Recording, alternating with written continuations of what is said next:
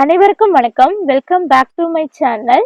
பிறந்த நட்சத்திரத்தை வச்சு முன்னோர்களின் சாபம் நம் குடும்பத்திற்கு இருக்கின்றதா இல்லையா என்பதை கண்டுபிடிப்பதற்கான சில எளிமையான வழிகள் இருக்கின்றது.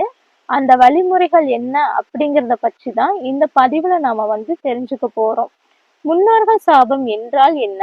நமக்கு முன்னால் பிறந்து இறந்தவர்களுக்கு திதி தர்ப்பணம் சரியான காரியங்களை நம்ம செய்யாமல் விட்டால் ஏற்படக்கூடிய பிரச்சனையை தான் முன்னோர்களின் சாபம் என்று சொல்லுவார்கள்.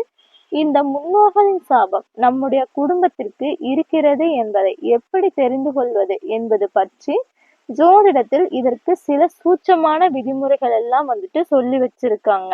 அதாவது இந்த 3 நட்சத்திரக்காரர்கள் உங்களுடைய குடும்பத்தில் இருந்தால் உங்களுடைய குடும்பத்திற்கு முன்னோர்கள் சாபம் இருப்பதாக நீங்களே தெரிஞ்சுக்கலாம்.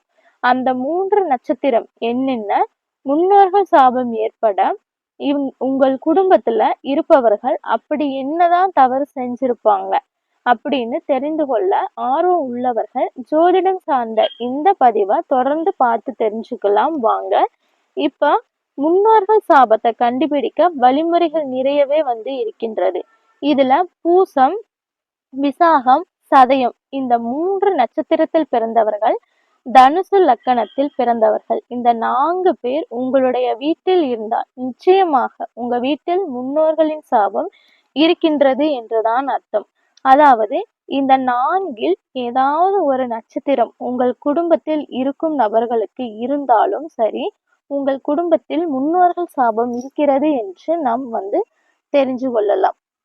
இந்த முன்னோர்கள் சாபம் எப்படி வருகிறது என்றால், அதாவது என்னுடைய அப்பாவும் அவர்களுடைய அப்பா அம்மாவுக்கு கரெக்டா திதி தர்ப்பணம் செய்தார்கள். நானும் என்னுடைய மறைந்த அப்பா அம்மாவுக்கு சரியாக திதி தர்ப்பணம் செய்கின்றேன். இருந்தும் முன்னோர்கள் சாபம் வர என்ன காரணம் என்றால், உங்களுடைய அப்பாவிற்கு உடன் பிறந்தவர்கள் சிறு வயதிலேயே இறந்திருந்தால் அவர்களை நினைத்து நீங்கள் வழிபாடு செய்கிறீர்களா? அப்போ அவர்களுக்கு நீங்கள் திதி தர்ப்பணம் கொடுக்கிறீர்களா என்று பாருங்க.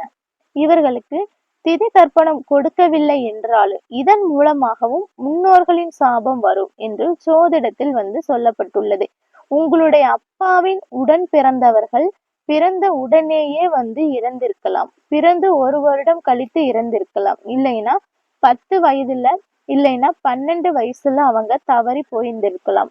அதாவது திருமணம் ஆவதற்கு முன்பே தவறி இருக்கலாம், திருமணமாகி வாரிசு இல்லாமல் அல்லது தற்கொலை செய்து தவறி இருக்கலாம். அவர்களுக்கு வாரிசு இல்லை, இப்போது அவர்களுக்கு தர்ப்பணம் கொடுக்க யாருமே கிடையாது. அவர்களுடைய ஏக்கம் யார் மீது திரும்பும்? தன்னுடைய உடன் பிறந்தவர்களின் குழந்தைகள் மீதுதான் இருக்கும். இப்படி உங்களுடைய அப்பாவோடு பிறந்தவர்கள் யாரேனும் சிறு வயதில் தவறி இருந்தால் அவர்களை நினைத்து நீங்கள் வழிபாடு செய்ய வேண்டும், திதி தர்ப்பணம் கொடுக்க வேண்டும். அதாவது உங்களுடைய அப்பாவுக்கு உடன் பிறந்தவர்கள் என்றால் பெரியப்பா, சித்தப்பா என்ற முறை உங்களுக்கு வரும். பெண் பிள்ளைகள் பிறந்து மறைந்திருந்தால் அத்தை என்ற முறையில வரும். அவர்களுக்கு முறையான திதி தர்ப்பணம் வழிபாடுகளை நீங்களாம் எடுத்து செய்யணும். இப்படிப்பட்ட வழிபாட்டு முறைகளை நீங்க தவற விட்டாலும் உங்களுடைய குடும்பத்திற்கு முன்னோர்களோட சாபம் இருக்கும் என்பது ஜோதிடத்தால் சொல்லப்பட்டு இருக்கும் ஒரு உண்மை. உங்களுடைய குடும்பத்தில் யாராவது இப்படி சிறு வயதிலேயே தவறி வந்திருக்காங்களா என்பதை உங்களுடைய முன்னோர்களை கேட்டு தெரிந்து வைத்துக் கொள்ள வேண்டும். அவர்களுக்கு செய்யக்கூடிய திதி தர்ப்பண காரியங்களை சரியாக செய்தால் மட்டுமே ஒரு குடும்பத்திற்கு முன்னோர்களின் சாபம் இருக்காது.